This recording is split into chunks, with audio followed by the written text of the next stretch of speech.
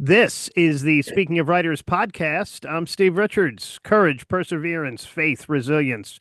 These are the essential qualities found in the book Hold Strong, a sweeping historical novel by Robert Dugoni, Jeff Langholz, and Chris Crabtree. There have been countless novels published that are set during World War II, but Hold Strong about the deadliest accident in U.S. military history and the people who were involved is an incredible, against all odds, inspiring story that has never been told completely until now. In the novel, Sam Carlson is a projectionist in small town Minnesota, where he's showing films and dreaming about marrying his sweetheart, college pound math whiz Sarah Haber. But as World War II breaks out, Sam is sent to the Philippines, where he's captured as a prisoner of war. Brutalized but unbroken by the Bataan Death March and POW camps, Sam is one of the 1,800 starved and weakened captives herded into the cargo hold of a barbaric hell ship. Determined to use her math skills to help the war effort, Sarah becomes a top secret code breaker, intercepting enemy communications at a base in Hawaii. When she deciphers a message about a Japanese convoy, the U.S. Navy's objective is clear: sink the ship and send it to the bottom of the South China Sea. Any other choice would jeopardize the U.S. mission. Now the lives of the two young lovers are about to inadvertently collide, culminating in one of the most shocking acts of World War II. Dr. Jeff Langholz is an award-winning teacher, researcher, entrepreneur, and writer whose work has appeared in more than 250 media outlets. He is a professor at the Middlebury Institute of International Studies in Monterey, California.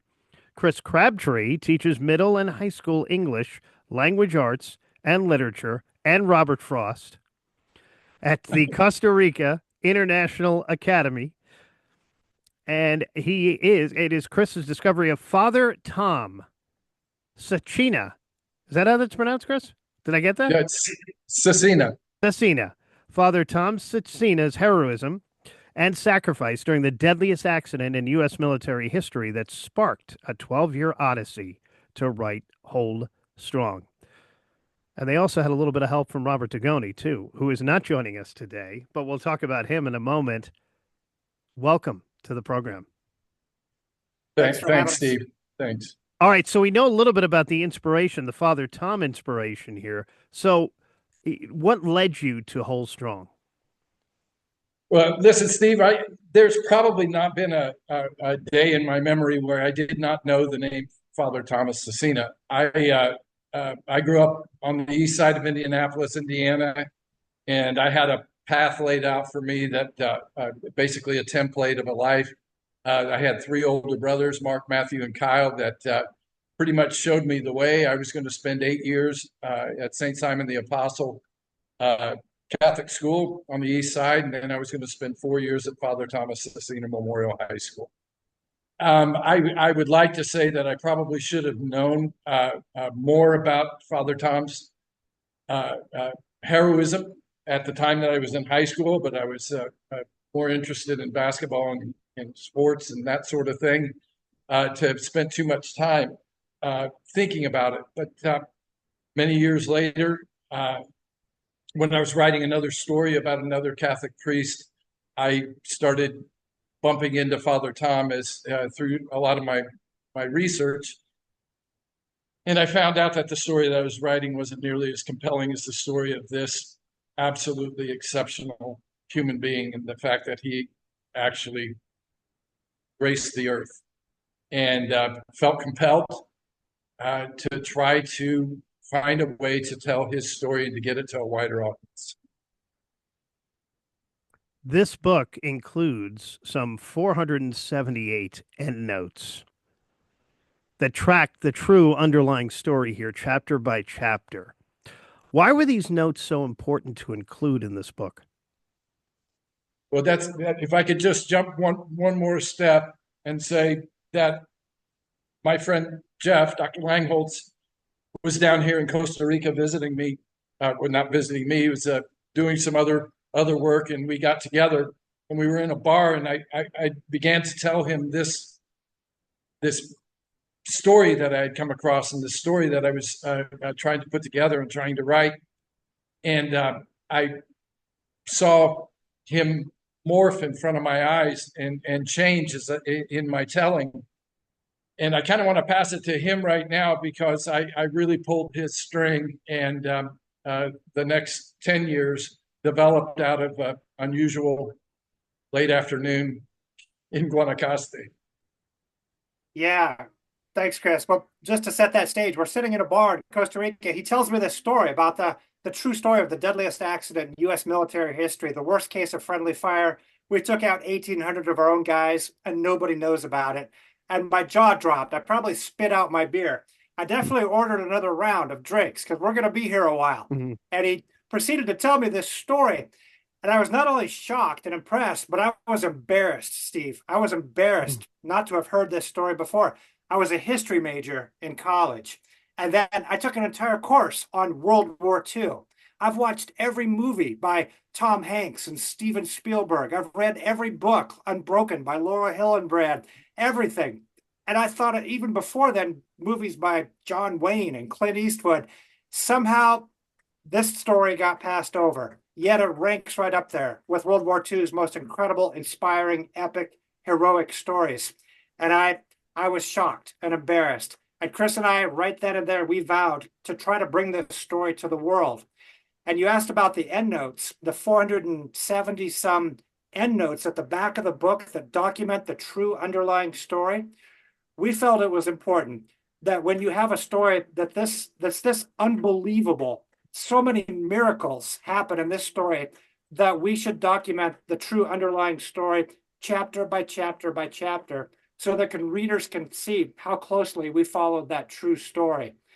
Also, just full confession, I'm an academic. I've got a PhD from an Ivy League university, and you have to document your sources when you publish in academia. You have to be transparent. And so I brought that affliction for transparency to this project as well. Chapter by chapter, you can follow the true story. Was the original intention to do a nonfiction book here? No, we made an early decision that in order to really capture the widest audience and to try to tell the depth of the story, the emotional side of the story, that we needed to do dialogue, a lot of dialogue, and in the case of Holdstrong, with very, very few survivors, in order to do it the way that would reach the widest audience and to pull these different aspects of this story together, it seemed that fiction was going to be the best way to open up all the doors that we wanted to open, and to pull this thing together and make it one connecting, grand, epic story. And I'll just piggyback on that. Steve, your podcast, you interview fiction authors as well as nonfiction authors. You've got one foot in both worlds. Mm-hmm. And we've done that with this book as well. It's fiction, but nonfiction. And as Chris said, we wanted readers to, learn the history by putting themselves in the shoes of the people who actually lived it. Sometimes that's the best way to learn history and really understand the emotional heart of the story. And there is a third author of this book. Enter Robert Dugoni. How did you connect with Robert? I'll take that one. Well, I was trying to learn how to write fiction. Chris and I found this incredible story. In some respects, it's kind of unfortunate that this incredible unknown story from World War II landed in the laps of a couple of rookie authors. If this had landed in the lap of Brad Thor or Bob Dugoni or somebody else, the story would have been out faster. So Chris and I are trying to learn how to write novels. And we're like, okay, yeah, we'll tell the story. We'll write a novel. It'll be a blockbuster, bestseller, and a movie. How hard could it be? It ends up that it's hard. It's not hard to write a novel these days. It's not even hard to write a pretty good novel. But to write a novel where the quality of the storytelling is on par with the level of the underlying true story, extraordinary, that's hard. Enter Robert Dugoni. I took a workshop that Bob taught on how to write fiction. It was a 3-day intensive workshop. As part of that deal, Bob reviews your first 50 pages of your manuscript. And so he gave me feedback on Holdstrong. And then he liked it. He asked to read the rest of the manuscript. So we sent him the rest of the manuscript. He really liked it. He said, "Hey, do you guys have an agent yet? A literary agent? Because I can introduce you to mine." And we said, "Yeah, we've got one. Her name is Meg Ruley. She's one of the top agents in the country." And he said, "Well, Meg's my agent as well. We were already working with his agent." And then the collaboration just kind of evolved from there. And Robert really put the music to it. He did. He did. Bob has a lot of special skills. This is his 30th book. He's seen this movie so many times. He's somebody at the peak of his craft right now. And he's especially good at characters, creating characters who readers just love. If you think about his books that have sold more than 1 million copies each, like The Extraordinary Life of Sam Hell and some of the others, it's these unforgettable characters. Readers don't just like the character or like the character a lot. They love the character. And that's what we needed here. We needed readers to love Sam and Sarah, our two main characters. And Bob is the guy for that. The book's been out for just about a month now. What's been the feedback from readers? Wow, humbling. I'm absolutely every day I get up and I start looking at the it's getting great reviews on Goodreads, which is a pretty tough crowd over there. It's getting really great reviews on Amazon as well. It's been a humbling experience, and it is a special story. As Jeff said, so many stories have been written about World War II, and probably more so in the European theater than in the Pacific theater. So I think that we're opening up the Pacific theater to a group of people that maybe hadn't read very many stories from there. And hopefully with the extensive research and the ability for people to look into the historical events, that more stories will develop out of Hold Strong as people see some of the tentacles that the story has. What's really interesting, and what we found out about the amazing human Father Thomas Cecina, was that he was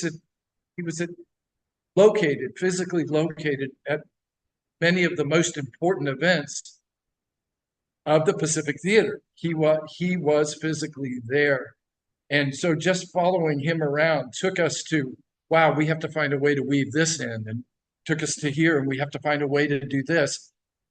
And so that's how a book takes 10 years to write, with a couple guys trying to find their way at the same time as we're uncovering all these very deep and interesting stories. Yeah, I'll just piggyback on that. The reader response, as Chris said, has been absolutely humbling. We didn't see this coming. I mean, just so many people are reading it every day and posting reviews. All those World War II stories I mentioned, like Unbroken and Schindler's List, the ratings for this book are, for whatever reason, higher than any World War II story that's ever been written, the ones that are household names. So we're just absolutely shocked and humbled by the reader's response to the story. We know they've been called the greatest generation. Why do you think, big picture here, stories of World War II are still so relevant and important? Oh wow! That's because the level of sacrifice, what people stepped into, knowing what the outcome was likely to be. I think that and then to go do their duty anyway, to do their duty in spite of the risk, in spite of the sheer know-how that what it is that they were stepping into was probably cost their lives, and for them to do it anyway. So the outcomes are going to be like the echo of that kind of valor. So the stories come from that kind of risk and that kind of sacrifice. We can never get enough. We can never get enough. I'll just add, it's a reminder that freedom is not free, and every generation needs to learn that.